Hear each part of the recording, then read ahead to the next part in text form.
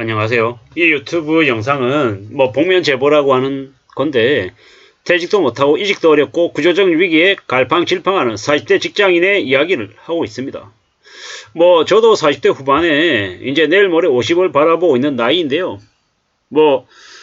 이제 제가 이제 저 40대 이제 직장인의 이거 두려움, 공포를 얘기하는 데는 좀 그래도 연관성이 되게 높은 것 같습니다. 제 얘기이기도 하기 때문입니다. 비자발적으로 밀려나는 사람들이 되게 많은 게 대한민국의 현실입니다.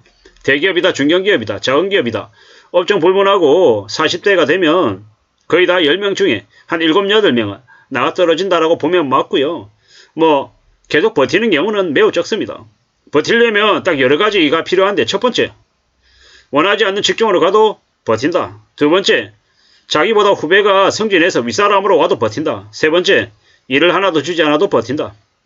지방으로 발령내도 버티고, 이상한 말도 안 되는 짓거리들을 시켜도 버티고, 견디고, 참고, 무조건 버틸 수 있다. 내가 회사보다 내공이 더 세다. 인내심이 더 대단하다. 이런 마음을 가지면, 강심장을 가지면, 40대가 아니라 50대가 아니라, 정년까지도 갈 수 있습니다. 하지만, 무조건 그렇게 할 수 있는 게 아니죠. 매우 어렵습니다. 멘탈 갑이어야 됩니다. 유리 멘탈이면은 거의 그렇게 못합니다. 부끄러운 얘기지만, 창피한 얘기지만, 저는 버티고 있는 중입니다. 계속 견디고 있는 중입니다. 저보다 훨씬 후배인 사람들이 저를 앞질러서 승진해도 개의치 않습니다. 왜냐? 목구멍이 포도청이고 저는 생활을 해야 되는 생활인이기 때문입니다. 직장에 다니면서 저보다 윗사람들, 저보다 잘 나가는 사람들, 그런 거 다 따지고 비교하고 이러면 못 사는 거죠. 물론 보통의 사람들이 있습니다.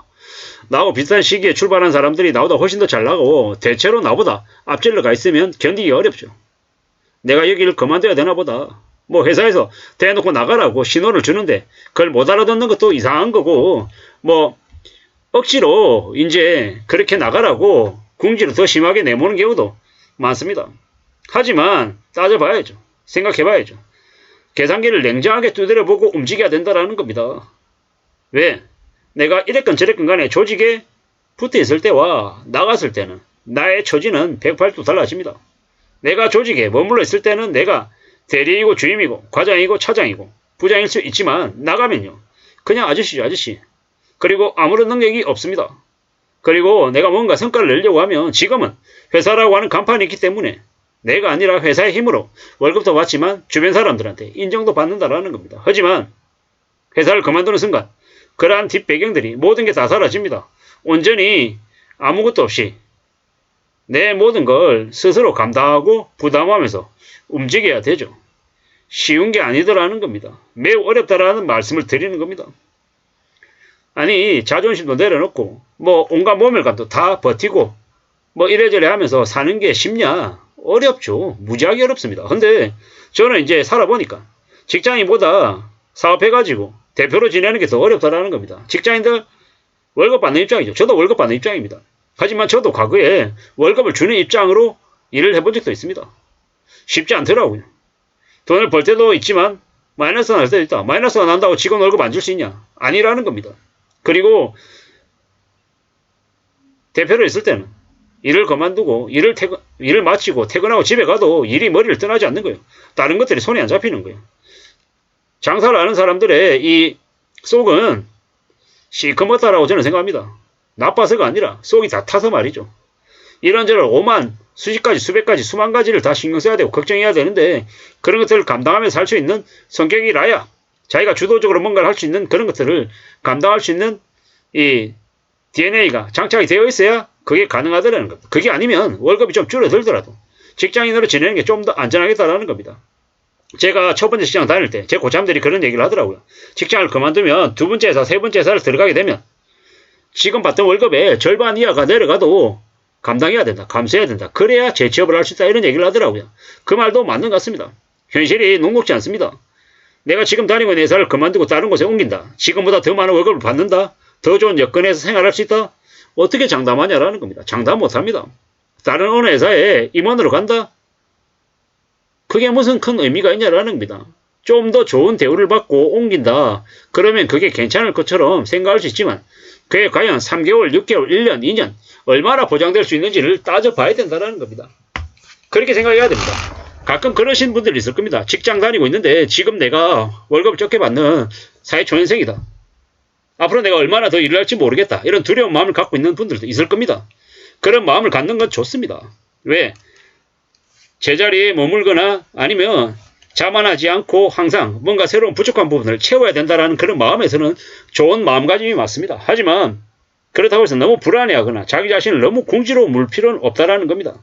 어차피 힘들게 사는 직장인, 월급을 200을 받든 500을 받든 1000을 받든 감당하는 무게나 부담은 클 수밖에 없다라는 겁니다. 적지 않다라는 겁니다.